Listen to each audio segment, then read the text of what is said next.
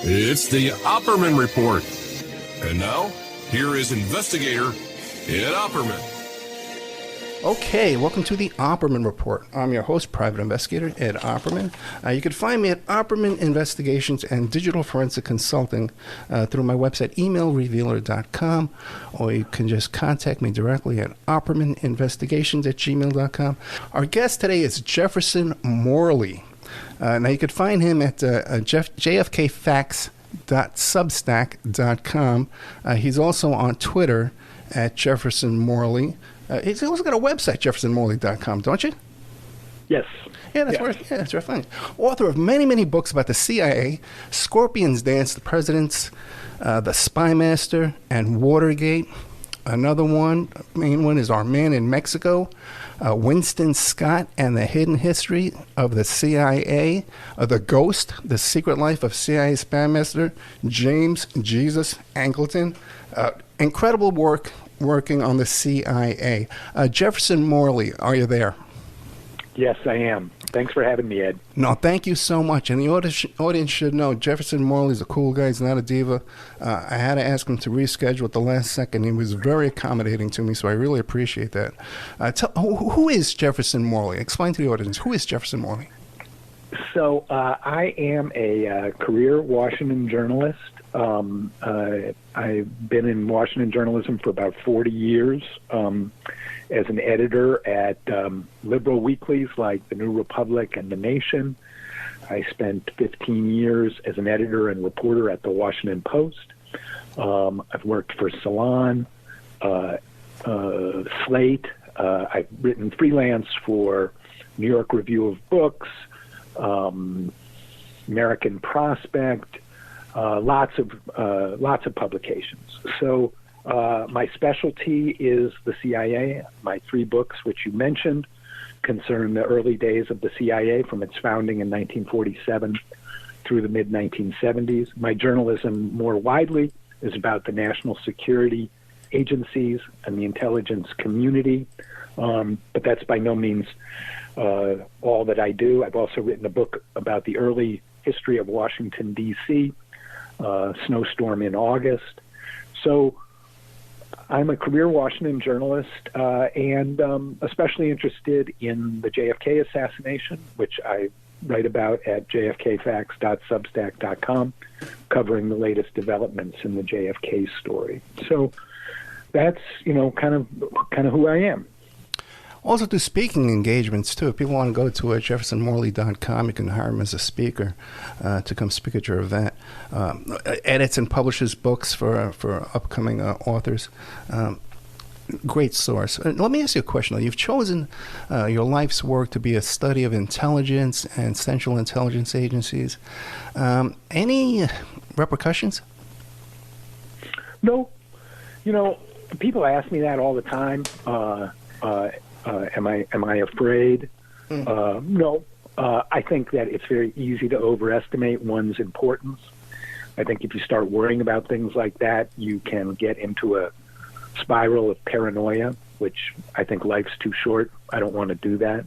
I do think that taking a hard look at intelligence agencies on something like the JFK assassination is, not beneficial to a career in the mainstream media. Right. But that's, to me, that's par for the course. If you say things that are not popular with people in power, that's going to affect you. I never let that bother me because I always felt that if people looked at my journalism, they would see that it stood on its own merits, and I didn't have anything to worry about or apologize for. And I've had a long, good career in journalism. I'm trusted by senior mainstream news organizations. I'm proud to say that. When I had a big JFK story last year, I was covered by CBS News, NBC News, CNN, Fox News, Newsmax. I get good coverage across the board ideologically, and I'm very proud of that.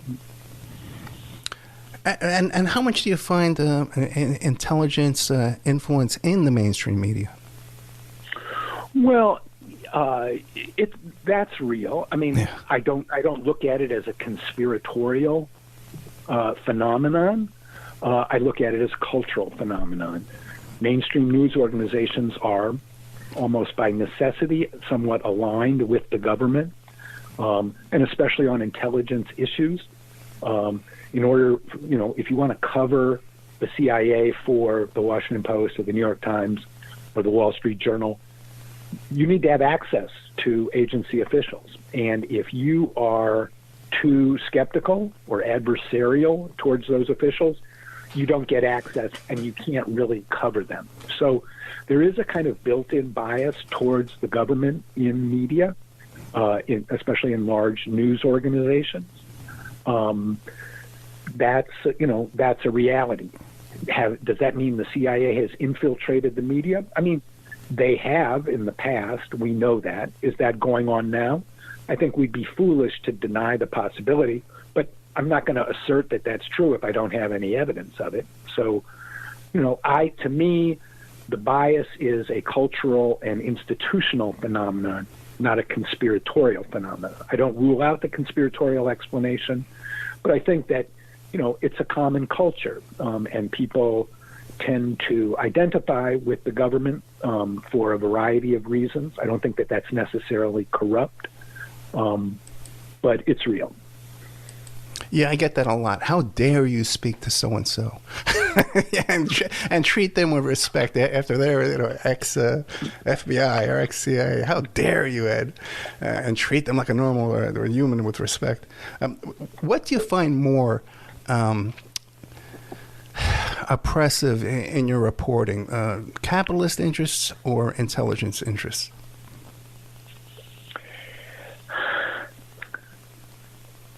I don't know. I don't know quite what capitalist interests mean. Financial interests, financial motives. Well, I mean, both are present. Yeah. News organizations are profit-making institutions for the most part. So that's, going to figure in the culture of a news organization, even if only indirectly. In the coverage of the intelligence agencies, I think that the influence of the intelligence agencies is probably more pronounced than commercial interests. Okay, that's very interesting. Okay, so then your body of work is incredible, covering intelligence and CIA. Incredible list of books we just mentioned before. How would you like to start on exploring all that you've learned? Well, I think maybe I could start by talking about Scorpion's Dance. Okay. Which was published last year in June of 2022, and is really a story. It's two stories. It's the story of the CIA and Watergate, as told through the story of the relationship between Richard Nixon, the 35th President of the United States, and Richard Helms, the 8th Director of the CIA. Helms was CIA Director in 1968 when Nixon was elected, and served for the entirety of Nixon's first term. The Watergate break-in happens at the end of Nixon's first term, and 6 months later, Helms is forced out as CIA Director. But I think that what Scorpion's Dance tells you is really the origins of the Watergate affair, which I think originated in this relationship between Helms and Nixon. It's different than the usual Watergate history because it doesn't begin with the break-in. The story actually begins with when the relationship between Helms and Nixon begins, which actually goes back to 1956. And I don't think you can understand what happened in Watergate without understanding the relationship of Nixon and Helms from 1956 up until the evening of June 17th, 1972. That backstory of the relationship between these two men, two very different men, explains a lot about what happened at Watergate and what was really going on. So that's my entree into the story here, and I think that it speaks to a couple of things that are distinctive about my reporting, okay? First of all, I'm not a conspiracy theorist. I don't have a conspiracy theory about any of these. Was Watergate a conspiracy? Absolutely. It definitely was. There's no theory about it. But that's not my approach, is to develop a theory and then find facts to fit it. Right. I try and lay out the record very completely and then look for the patterns of behavior that explain the motive forces of major events in our life. So a couple things about Scorpion's dance that I think are important is, one, the central role of the struggle for power in Cuba over what happened in American politics over the next decade. The CIA's efforts to assassinate Fidel Castro and overthrow his government, which failed, the Cuban Missile Crisis, the assassination of JFK, and the Watergate affair all originate in the struggle for power in Cuba. And so I think that's an important thing to understand. And so, for example, where did the Watergate burglars come from? Well, it was Helms who provided the Nixon White House with the burglars. Howard Hunt, the chief burglar, was a very good friend of Richard Helms, something that the Washington Post and the congressional investigators mostly missed or didn't understand, because it was very skillfully covered up by Helms himself. Hunt in turn recruited his friends from the CIA's failed invasion at the Bay of Pigs in 1961. So the burglars were associated with that policy going back 10 years before the break-in. 6 of the 7 burglars were associated with the CIA's efforts in Cuba. So that was an ideological project of the CIA starting in 1961, and it carries over right through to the Watergate affair, where, as I said, Helms provides the Nixon White House with these burglars a year, as I explain in Scorpion's Dance, a year before the burglary. Helms recommends Howard Hunt to H.R. Haldeman, Nixon's chief of staff, saying he's quiet, he's ruthless, he's effective. Okay, so it is on Helms's recommendation that the Nixon White House turns to Hunt to carry out its political dirty tricks against Nixon's enemies. That's not a conspiracy theory. That's a series of facts. And it explains a lot about what happened. And it also explains some of the shortcomings of the Watergate history as conveyed by the movie All the President's Men, which mentions the CIA exactly once and then never mentions it again. When you look at the whole historical record, in fact, the role of the CIA in the Watergate affair was much larger than that and is quite important. Boy, where to start? What do you make of Doug Caddy, the first attorney for the Watergate burglars? I interviewed Doug Caddy for the book. He's an interesting character. Doug Caddy was a friend of Howard Hunt's. He worked at the Mullen Company.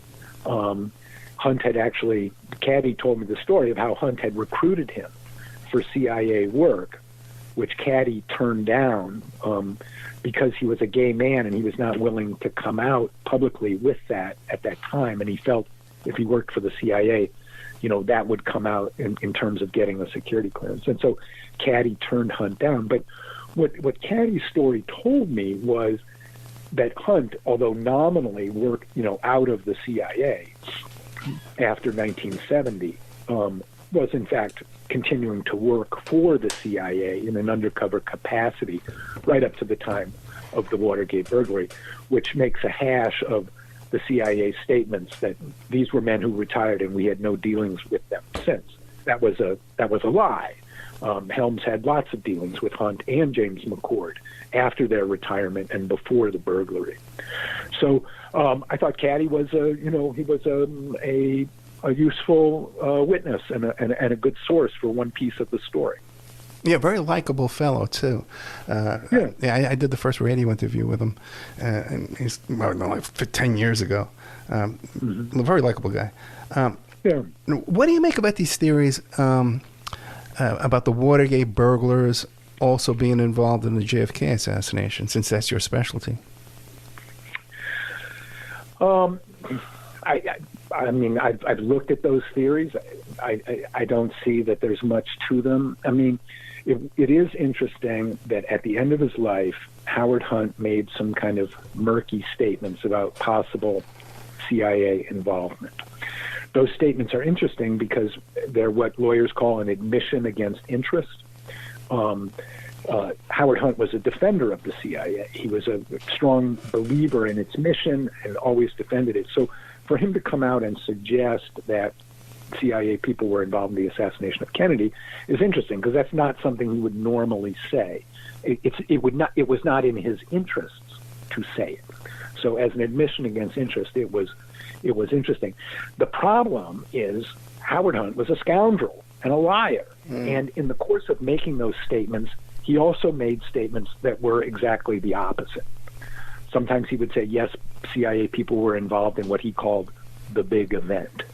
But other times he would say there was no conspiracy and they weren't involved. So if you're sitting down as a scholar and examining his statements in their totality, I did not quote Hunt to that effect in my book because there's too much room for doubt about what he was saying.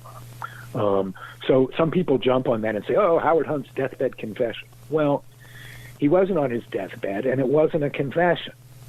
So, I think Hunt's comments were interesting, but I didn't feel like there was anything strong enough in there to quote them. Now, Howard Hunt's theory about CIA involvement is one thing, and let's just put that aside. That doesn't mean that the CIA wasn't involved in the events that led to Kennedy's assassination. There may be other more factual explanations out there. Certainly, there's a consistent pattern of CIA deception and secrecy around the assassination, which started on November 22nd, 1963, and which continues to this day. That's not a theory, that's a fact. So, when I talk about the CIA and Kennedy's assassination, I don't cite Hunt's statements as in support of that. There's a lot of other factual information, much more solid factual information, that points in that direction.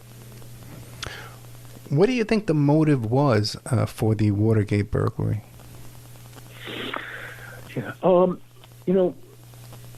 Frank Sturgis told the FBI that there were that he participated in up to 7 different burglaries.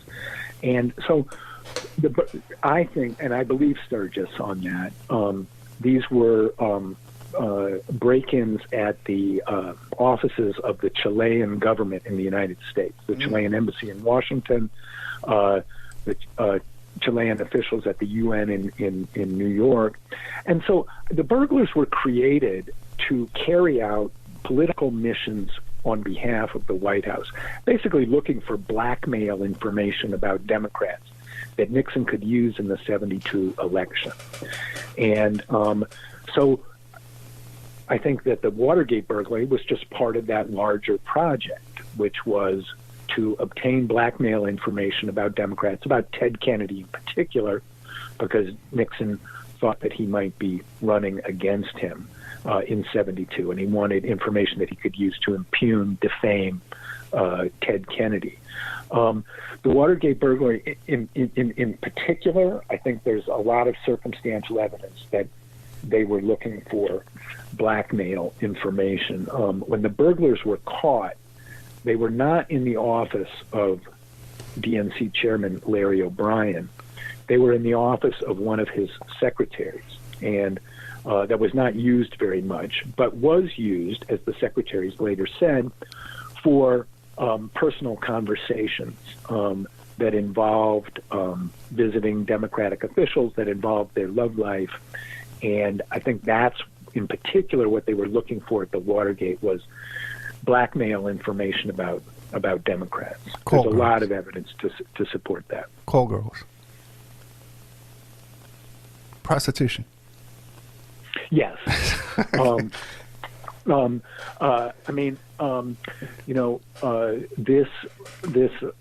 phone line that they and this office that they were using was used by visiting Democratic officials to set up dates with girls and that sort of thing. And so I think that's why they were focusing on that phone line. And there's no doubt that they were there, and that's where they were caught. Eugenio Martinez, one of the burglars, testified to this effect, that he was in that office and had a key to the desk. Now, how he got the key to the desk and why they were focusing on it, Eugenio Martinez would never talk about that. And in fact, when he was interviewed and did an oral history for the Nixon Library many years later, he sat down for probably 2-hour conversation. So I got the first half of that conversation from the Nixon Library. The second half is on a CD that to this day remains entirely classified. So what was really going on there? We don't really know, but the best evidence points to seeking to obtain blackmail information about Democrats from the DNC. But they were looking for lots of things. They were looking for financial records. It didn't have one particular purpose. You don't send 7 guys into 5 guys to do a burglary, just to find one piece of information. That was they were looking for lots of information, anything, scooping up information so they could take it back and figure out how it could be used to the White House political advantage. Jefferson Morley, I got a question for you. And I've asked, I know St. John Hunt, E. Howard Hunt's son, he's been on the show. I've had Jim Rothstein on the show. He arrested Frank Sturgis. A.J. Weberman's an old friend of mine. He was had Thanksgiving dinner with Marita Lorenz. He wrote the book about the 3 tramps. I've asked all these people. Now, here you got in this room some of the baddest guys on the planet. E. Howard Hunt, Frank Sturgis, Liddy, some of the baddest assassins, hitmen, killers on the planet. Bill collectors for the mafia. And a couple of cops show up and they just surrender? That's what happened. Yeah, I know. What do you make of that, though? I think that's what happened. I think that Howard Hunt was not a very good covert operator. He had many spectacular failures in his CIA career, failures of tradecraft, which Helms bailed him out on. It doesn't surprise me that Howard Hunt screwed up. I think they were overconfident, and they got caught. So, it is interesting that some of the burglars felt that Hunt, somebody had deliberately screwed up. But it's very hard for me to believe that Howard Hunt deliberetely botched that. The Watergate burglary ruined his life. Mm-hmm. His panic afterwards is very real. McCord immediately went home and started burning stuff in his house. Okay, that doesn't look like it was planned.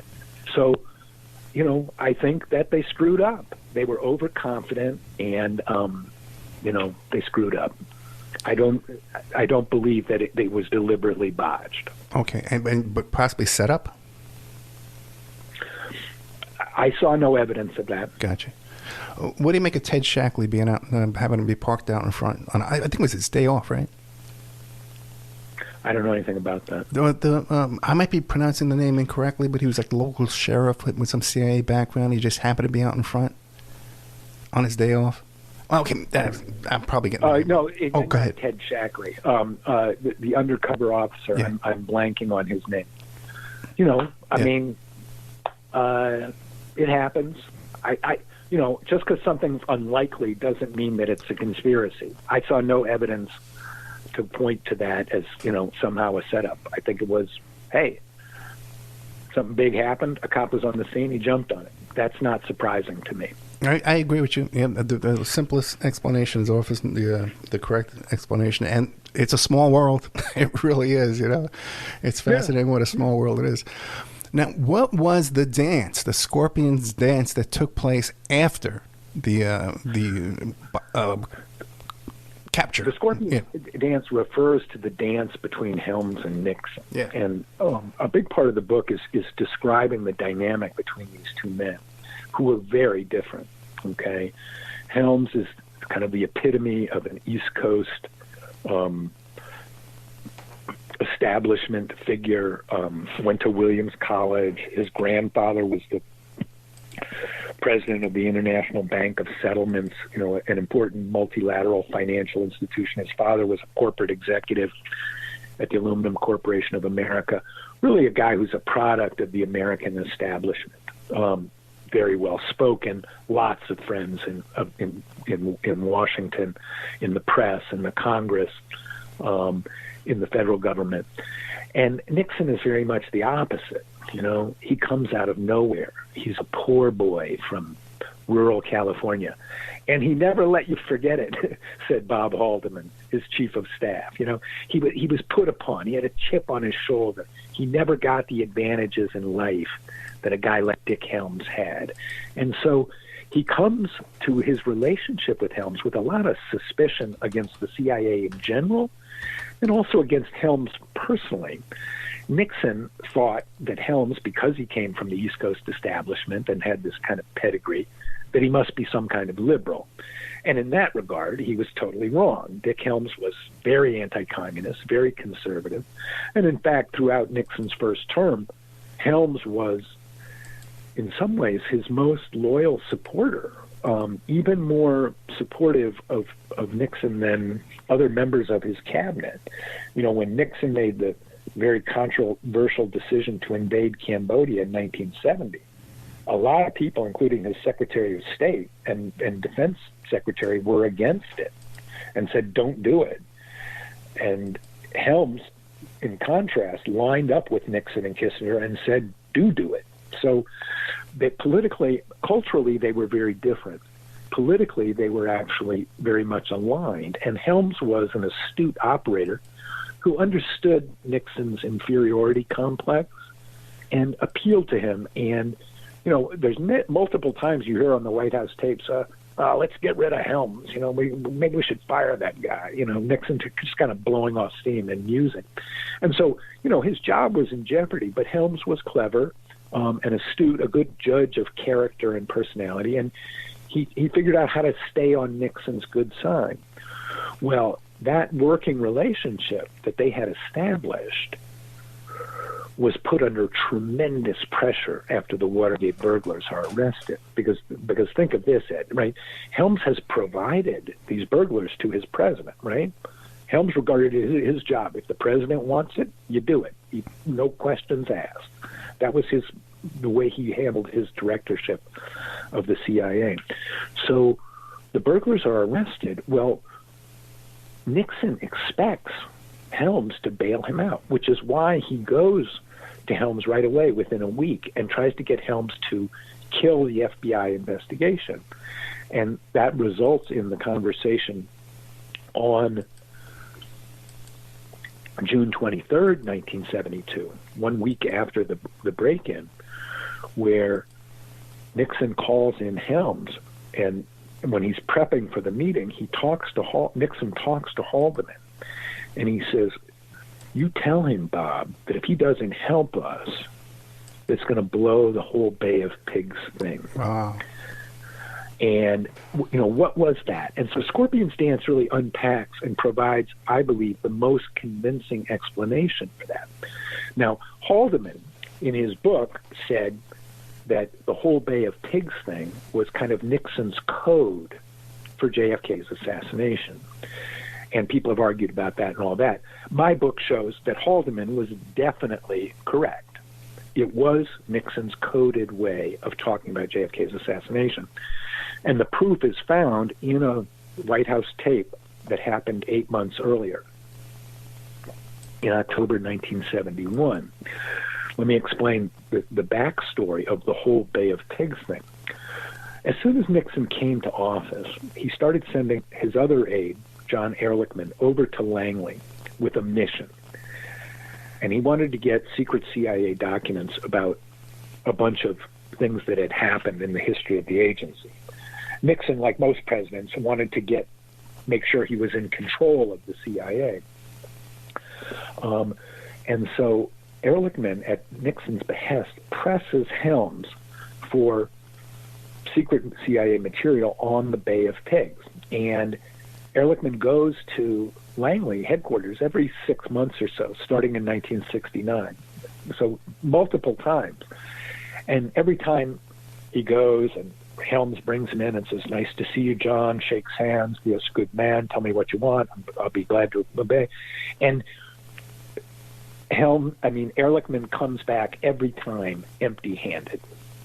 He gets nothing from Helms because Helms is such a smooth operator. So the last time that Ehrlichman comes back empty-handed, Nixon gets mad, and this is October 1971. Nixon gets mad, and he calls Helms into the White House, into the Oval Office for a meeting in person. Okay, it's very rare. There were not a lot of meetings like this. And in that meeting, he calls him in, and he says, "I want this Bay of Pigs thing." And Helms says, "Well, what's this about, sir?" And Nixon hems and haws, and we have the tape of them talking. And Nixon finally blurts it out. He says, "It's about the Who Shot John angle." So when Nixon was asking for Bay of Pigs material from Dick Helms, he said, in his own words, it was about the Who Shot John angle. Now, in the context of the discussion, the Who Shot John angle can only mean one thing: the assassination of JFK, right?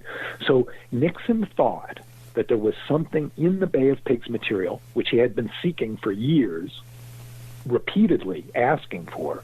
And the reason he was asking for it was because he thought that it related to the assassination of President Kennedy. That tells you that Nixon was, at a minimum, not sure that the official theory that one guy killed the president for no reason was true, and that he thought the CIA might be somehow, the CIA operation in the Bay of Pigs might be related to Kennedy's assassination. So when Nixon says to Haldeman, "Tell Helms, if you don't help us with the Watergate arrest, it's going to blow the whole Bay of Pigs thing," it was blackmail. It was a threat. It was like, if you don't help me with the Watergate investigation, this could harm your agency because of the JFK story. Well, Helms is rightly angry. He doesn't want to be blackmailed. He doesn't want the CIA to be blamed for JFK's assassination, even if they were involved. He especially doesn't want to do that. And so Helms blows up, and he shouts in the meeting that follows Nixon's order. Helms says, "This doesn't have a damn thing to do with the Bay of Pigs." And you could see how sensitive it was. And it's at that point that the Scorpions dance begins, because the interests of Richard Nixon and Richard Helms are once closely aligned on the Vietnam War, on spying on the anti-war movement. Now their interests are beginning to diverge, because Helms is not going to take the blame for those burglars, okay? And he pretends he had nothing to do with it. Nixon, for his part, expects his spymaster to take care of this little problem for him. Helms isn't going to do that. Helms not going to fall on his sword for Nixon. No way. And so Nixon realizes that Helms is no longer in his corner. And as soon as he wins re-election in 1972, 6 months later, he summons Helms to Camp David and fires him. Now, Helms had enough on Nixon, right? Because he knew who the burglars were, that he had given the burglars to the White House. So Helms has enough leverage on Nixon to demand a face-saving appointment, and Nixon agrees to appoint him to be ambassador to Iran. So Helms doesn't want to be fired over the Watergate affair. That would be a stain on his record.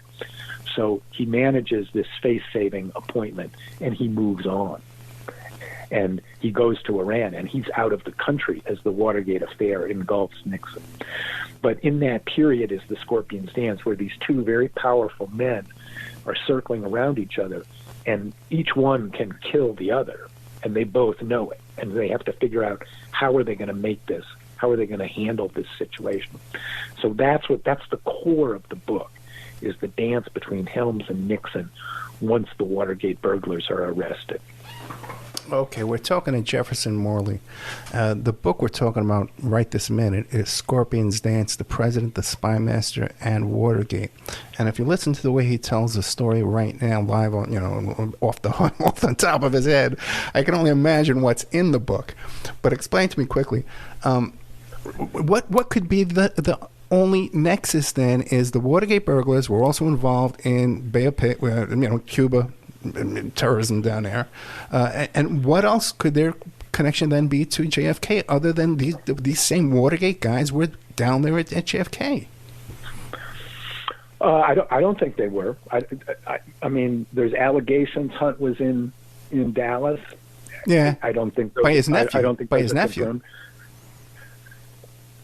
No, the nephew was the alibi. I'm sorry. Yeah, I mean, Hunt denied it.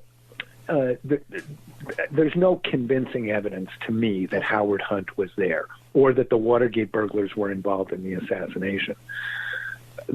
Just because Nixon thought that the Kennedy's assassination arose from the Bay of Pigs doesn't mean that these particular people who were involved in the Bay of Pigs were involved in the assassination. That's a logical non sequitur. That doesn't make sense, and I don't think there's no convincing evidence to me that somebody like Frank Sturgis was involved in the assassination. I think it's possible. The story that Marita Lorenz tells, is not corroborated, but it's interesting that she says she went to Dallas with Sturgis, but that story's not confirmed. So, that's a theory, and as a theory, I don't write about it. I don't write about theories. I write about things that I know for sure happened. Gotcha. And I want to correct myself. It was Frank Sturgis whose nephew was the alibi for him not being in Dallas, not Hunt. Yeah. I apologize. Let me tell you a story about Sturgis, which I found very interesting. In 1975, after the Zapruder film is shown on TV, the film of Kennedy's assassination for the first time, Congress has to reopen the investigation because the film is so shocking, and it certainly looks like Kennedy has been hit by a bullet from the front, which was, of course, always denied. So the Rockefeller Commission, which Gerald Ford created to investigate the CIA, calls in Sturgis. And by this time, rumors are circulating that Sturgis was in Dallas, that Sturgis was one of the three tramps, which I don't believe. And so Sturgis is called in to testify. And so they say, Mr. Sturgis, were you involved in the Kennedy assassination? No, I had nothing to do with it. He says, but I was questioned by the FBI. And the FBI showed up at my house right afterwards in Miami. And they asked me about the assassination. This is Sturgis volunteering this information. Right. And the questioner says, well, Mr. Sturgis, why did they do that? And he said, well, they told me, they said, Frank, we think you're the kind of guy who might have been involved. So Frank Sturgis was proud that he was a suspect in JFK's assassination. And he made a point of getting that on the record. Now, that doesn't say that he was involved in Kennedy's assassination, but that does tell you the type of guy that he was. He was a killer, and he was proud of it. Yeah, and then there's that tale to that folklore about the Jim Rothstein, an NYPD detective who got a confession out of Sturgis, supposedly with a 38 lie detector, he likes to call it. But I had Sturgis' nephew on the show a couple of times. We've become friends. And he tells me that Frank Sturgis had his own B-25 bomber plane in his own hangar, and that they would make... what's that stuff? Napalm together in jars and Molotov cocktails and stuff for him to do his, I guess, for-hire missions that he was up to. And I got to tell you, the guy's a law professor. I believe him. Moving on from well, here. Yeah, go ahead. Sturgis was a soldier of fortune who had lots of friends in the CIA, although he never was employed, or as far as we can tell, was never formally employed by the CIA. He was CIA adjacent. He was CIA friendly, and the stuff that he did, like with the bomber and the napalm and the bombing pro-Castro people and that sort of thing, that was the kind of activity that the CIA wanted to encourage in a deniable way. And Sturgis was a guy who was deniable. Just like when he was arrested at Watergate, they could deny and say, this guy never worked for us, which technically was true, although they knew full well who he was, and they used him for their own purposes when they saw fit. Okay, as it did organized crime when they needed him as well, down Right. there in Miami. Okay, we've been talking about Scorpion's Dance, The President, The Spymaster, and Watergate, but there's a couple other books too. Our Man in Mexico, Winston Scott, and the Hidden History of the... what do you want to take us to next? I refer to my other books because I think they provide a lot of context, especially about JFK's assassination. And Our Man in Mexico tells the story of Win Scott, who was the chief of the CIA station in Mexico City from 1956 to 1969. And in that job, he had this front row seat on the surveillance of the accused assassin, Lee Harvey Oswald, who denied killing JFK, his visit to Mexico City 6 weeks before the assassination. And what is striking and notable about Win Scott is Win Scott's another person who didn't believe the Warren Commission. Okay, and Win Scott was not a conspiracy theorist. He was considered one of the best CIA officers of his generation. In fact, he got the Distinguished Intelligence Medal after he retired, which is only reserved for the most high-performing CIA officers. So I regard him as a highly credible source. And in a manuscript that Win Scott wrote after his retirement, he pointed out that the CIA had lied to the Warren Commission. The CIA told the Warren Commission, we did not know that Lee Harvey Oswald had visited the Cuban consulate in Mexico City. We knew he had visited the Russians at the time that it happened, but we didn't know that he had also visited the Cubans. Okay, that was a lie, and Win Scott knew it was a lie because his team had Oswald under surveillance at the Cuban consulate. And so Scott, in trying to explain the lie, said that he believed that Kennedy had been the victim of a conspiracy. So to me, that's powerful, compelling, non-conspiratorial, no theory about it from a highly credible source, that Kennedy was killed by his enemies and not by the so-called lone gunman. So that manuscript, after Scott wrote it, Scott died suddenly in April 1971, and when he did, James Angleton, the counterintelligence chief, flew to Mexico City and seized the manuscript. So James Angleton is the subject of my second book, The Ghost. And so in the second book, I tell that same story from Angleton's point of view. Well, why did Angleton want to seize that manuscript? Well, first of all, if it had been published, which Win Scott intended to do, he was working with Reader's Digest and an editor at Reader's Digest Press, so he was on the path to publishing this. Well, if the CIA's top man in Mexico had come out with a book in 1971 saying the CIA lied to the Warren Commission, that would have been very, very damaging to the CIA. So Angleton wants to head that off. He goes and seizes the manuscript. Well, that's not the only thing that Angleton had to worry about. The other thing that Angleton had to worry about, which was not known at the time and even not generally appreciated to this day, was it was Angleton who controlled the CIA's file on Lee Harvey Oswald. And he controlled it from 1959 to 1963. And that was another lie that the CIA told the Warren Commission, which was, this guy came out of nowhere and we didn't know much about him. Not true.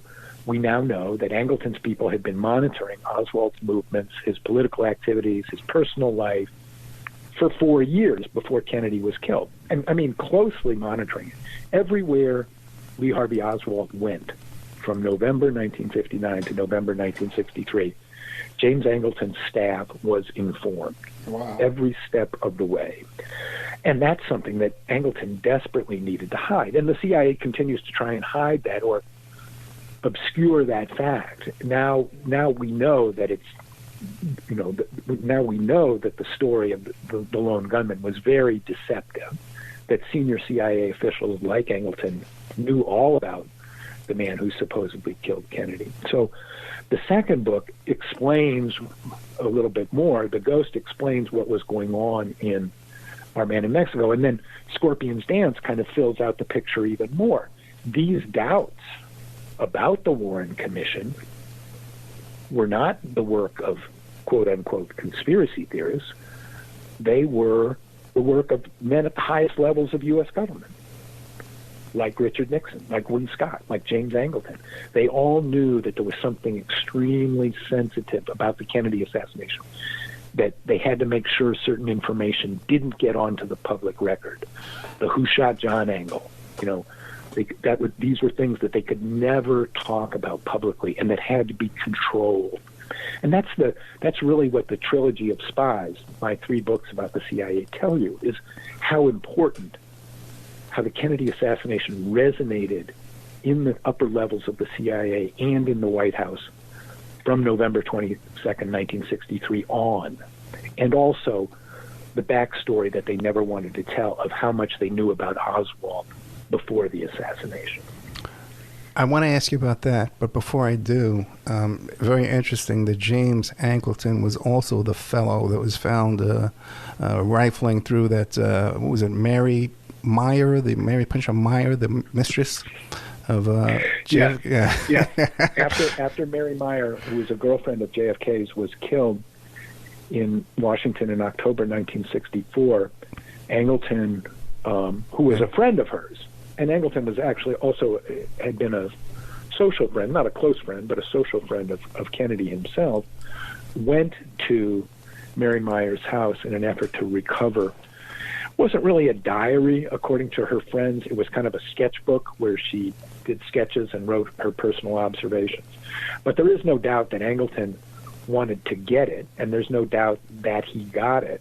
One thing, though, that is not well understood, and I tell this story in The Ghost, was Mary Meyer's friends actually wanted Angleton to have it. They trusted him, and they thought, knowing that their friend had been having an affair with JFK, and they didn't want that to come out now that she was dead. They wanted Angleton to have the diary because they didn't want that to come out either. But that just speaks to how close Angleton was to these people and the way he was regarded within the U.S. government. Angleton was very highly respected, admired, and also feared. And I believe also Ben Bradley was related to Pinchot Meyer. Ben Bradley was married to Mary Meyer's sister. Okay.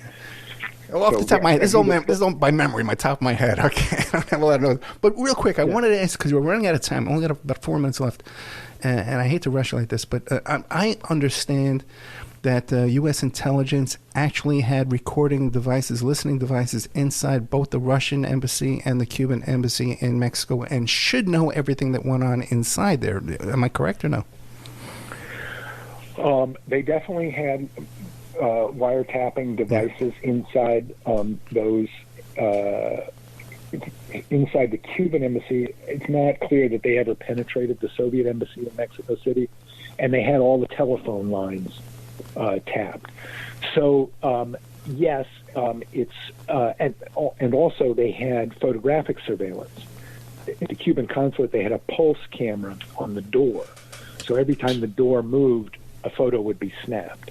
Well, when Oswald visited the Cuban consulate in September 1963, seeking a visa to travel to Cuba, he went in and out of that door 3 times. Okay, so that would be 6 impressions on the pulse camera.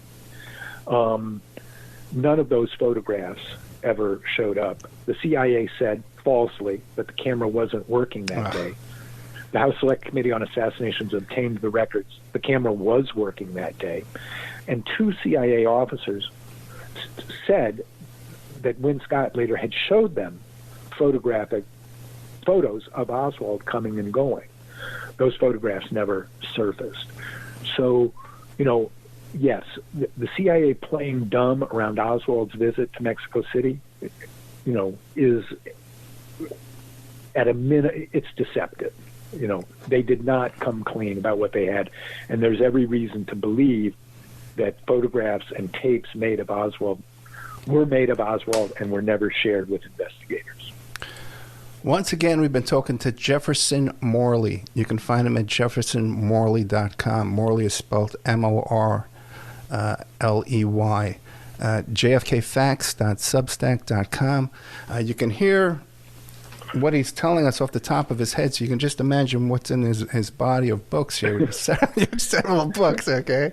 Mr. Morley, what would you like to leave us with? We got about 2 minutes. I think that, if people are especially interested in the JFK story, I think they should go to jfkfacts.substack.com. There's still a lot of information coming out about the Kennedy assassination. I cover this from a non-conspiratorial breaking news perspective. What do we know now that we didn't know then? What's good new information? What's bad new information? Mm-hmm. If you want conspiracy theories, don't bother, because I don't traffic in conspiracy theories. I don't care about them. But if you want the factual record, the new factual record of the Kennedy assassination, then come on down to jfkfacts.substack.com, and I guarantee you will learn something. I guarantee I can keep you on the air for another 2 hours if you let me. But thank you so much. I hope I can get you to come back, and we can, especially this whole Angleton stuff, man. And that whole period of time is just so skullduggery. Jefferson Morley, you find him on Twitter, Jefferson Morley. jfkfacts.substack.com. That's where he's directing you to go to look at his work. Mr. Morley, thank you so much. Thanks for having me, Ed. It was a pleasure. Let's do it again. Thank you. Thank you very much. Good night.